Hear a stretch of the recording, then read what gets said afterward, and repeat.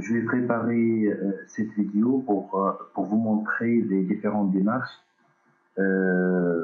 pour la simulation de l'action du vent sur un bâtiment à usage industriel, s'il s'agit bien sûr d'une charpente métallique avec une toiture inclinée, avec une toiture composée par deux versants inclinés symétriques. Cette vidéo est destinée pour les étudiants de troisième année, licence en génie civil. Donc, cette vidéo sera divisée sur deux parties. La première partie, c'est la modélisation du portique, de l'enveloppe extérieure du portique. Et la deuxième partie, c'est la génération de l'action du vent sur un modèle 2D. Donc, en cliquant sur plus, ici s'affichent les différents types des projets qu'on peut réaliser avec le logiciel robot. Donc, pour le premier, s'il s'agit bien d'un bâtiment en béton armé classique, dans la géométrie et les classiques. Pour le deuxième projet, dans le cas où je vais étudier directement le cas d'un portique spatial, c'est-à-dire je vais essayer de modéliser le bâtiment en 3D pour les charpentes métalliques. Les types de coques ici pour les différents types des projets, tels que les réservoirs, les voûtes, les bâches à eau, les réservoirs pour les différentes géométries, ainsi que pour les ouvrages d'art. Essentiellement pour les points à poutre, donc je peux travailler dans cette partie-là. L'étude d'une plaque, dans l'RTM, la définition de la plaque, c'est un élément dont l'épaisseur est très négligeable par rapport aux autres dimensions. Donc, un tablier, par exemple, tablier d'un pont, donc je peux le modéliser en utilisant ce type-là de projet, ou bien une dalle pleine, un radier général, ou bien un pont dalle en béton. Donc, ici, ce qui nous intéresse aujourd'hui, c'est l'étude d'un portique plan. Donc, je vais modéliser le portique 2D et je vais générer l'action du vent dans le but de vous montrer comment on détermine l'action du vent pour le cas des charpentes métalliques, ainsi que pour vous, c'est pour la vérification du calcul manuel effectué pour l'action du vent sur les différents éléments de notre projet.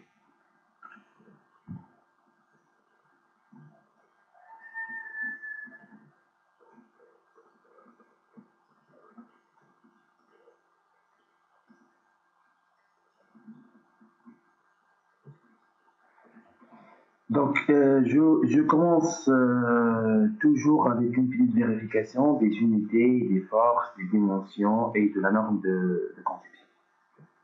Donc, je clique sur Outils et préférences de la tâche et dans Unité et format, je vais sur Plus. Pour les dimensions de la structure, c'est en mètres, la largeur, la hauteur, la profondeur, et toutes les caractéristiques géométriques des sections du profilé, c'est en centimètres. Centimètres, centimètres carrés, centimètres 3 et centimètres 4 pour les différents paramètres. Pour les forces ici, je vais saisir après la pression dynamique de base, donc je vais modifier l'unité de la force en kN. Pour la norme de conception, les structures en acier aluminium, donc j'ai dit que le dimensionnement c'est selon le code 3, donc c'est la norme NFEN 1993-1, c'est la partie de l'Eurocode 3 qui s'intéresse à l'étude des bâtiments en charpente métallique. Dans charge ici, vous avez ici la charge du légivant, c'est selon le NV65. C'est la norme que je cherche. Je vais commencer la modélisation par la définition des axes. En cliquant ici, vous avez ici un modèle de deux. Donc vous avez uniquement l'axe X, c'est l'axe horizontal, et l'axe Z, c'est l'axe vertical. Z, c'est toujours par rapport à la hauteur de la construction, parce que la gravité, elle est programmée dans le robot par rapport à l'axe Z. Donc, je vais prendre un portique, un exemple quelconque, d'ouverture 22 mètres et de hauteur 10,5 mètres. Total, la hauteur des poteaux, je vais prendre 9 mètres. Donc, puisque la construction est symétrique, je vais créer deux espacements de 11 mètres. Et le 11 mètres, c'est B sur 2. J'ai créé trois axes.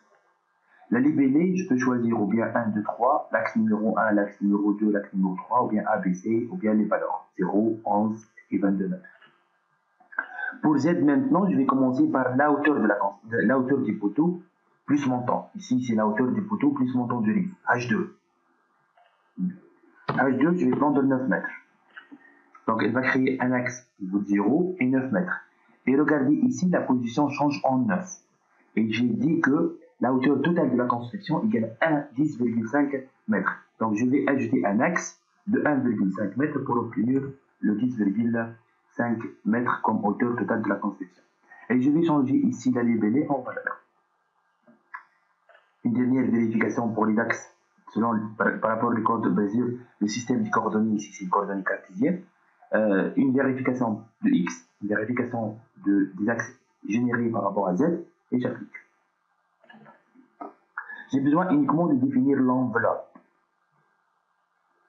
C'est vrai que notre projet s'agit bien d'un portique avec une ferme triée. Je vais commencer par création des barres, des flours poteaux, membrures supérieures, sont tous des barres. Peu importe la section du profilé, j'ai besoin uniquement de l'action du vent appliquée sur les différentes surfaces. Et donc, peu importe la section, je clique sur origine pour le premier point, automatiquement elle passe à l'extrémité. Je clique sur l'extrémité.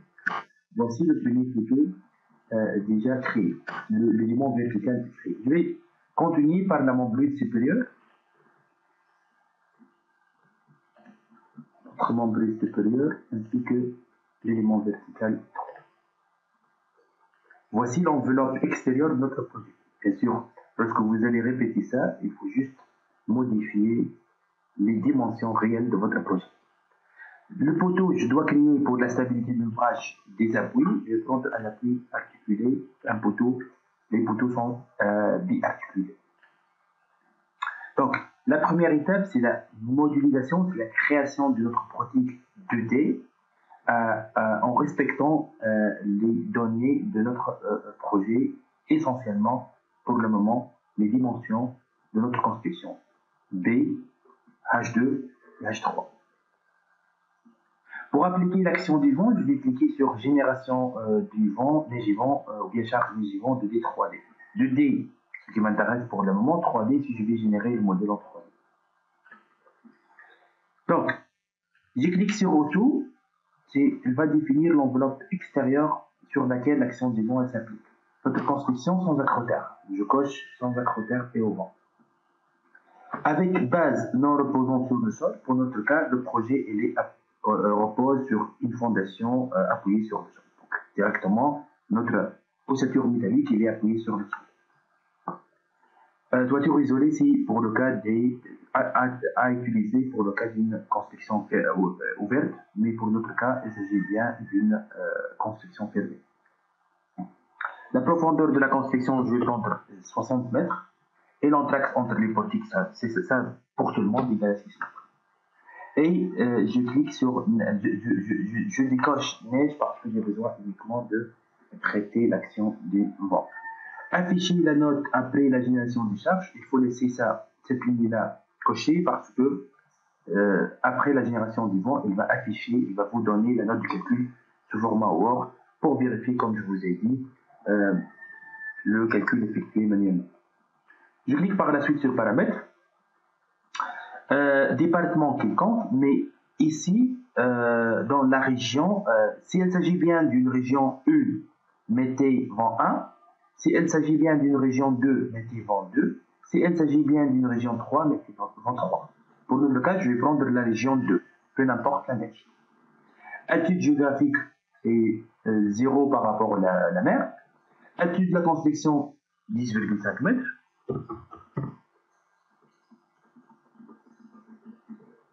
Position du sol, j'ai dit que c'est 0. Pour les paramètres du vent, la région ici 2. Le site, je vais prendre exposé. Type, la pression du vent normale. Pression du vent, ici, je vais mettre manuel et je vais taper ici la valeur de la pression dynamique de base. Donc, pour notre cas, région 2, normale, donc la pression dynamique de base égale 70 décalnewtons par mètre carré. Delta, bon, d'abord, avant de passer, CE moins CI, il faut cocher ça parce que c'est la correction de CI et CE et C. On a effectué ça dans le calcul manuel. J'ai dit que on doit corriger la valeur de CI, quelle que soit sur pression ou bien dépression, et la valeur de C. Je vais cocher ça pour que le robot corrige les valeurs de CI et C, le coefficient du premier résultat, si j'ai une valeur dans les intervalles indiqués dans le cours. Aucune action spécifique et la pression du vent, c'est une pression constante. Ici, automatique, c'est pour le delta, c'est lui qui va calculer ça. Pour la neige déjà désactivée et la perméabilité, ici, on a pris une construction fermée. Toutes les parois, le coefficient de perméabilité est inférieur de 5%. Mais si vous avez un projet avec des plans d'architecture qui décrivent les surfaces d'ouverture pour chaque paroi par rapport à la surface totale, il suffit ici de taper la perméabilité, la valeur de la perméabilité de la surface d'ouverture sur la surface totale de la paroi pour la face lampant gauche, lampant droite, pignon avant et pignon arrière. Vérifiez bien tous les paramètres saisis et cliquez sur Générer. Donc, deux fiches sont affichées. J'ai besoin de cette fiche-là. Il faut enregistrer les deux fiches et regarder cette fiche-là. C'est le travail demandé. Voici toutes les données saisies, les différents paramètres, la pression dynamique de base, la pression dynamique à la hauteur H de la construction, la perméabilité, j'ai dit que nul. Et vous avez ici vent gauche-droite, c'est le vent 1. Vent droite-gauche, c'est aussi le vent 1.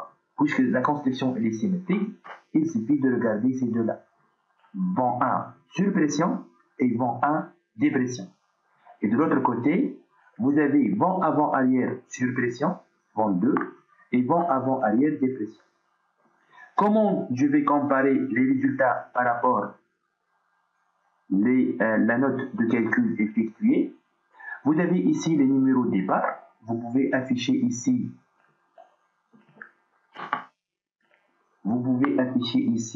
le numéro de départ. 1, 2, 3, 4. Donc, vous avez 1, 2, 3 et 4.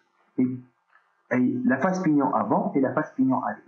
Vous avez les différentes valeurs de CE, de CIS ou bien CID pour le cas de la surpression et dépression, et la valeur de la coefficient de traînée résultant. Vérifiez ça avec le calcul déjà effectué. Il faut trouver la même chose.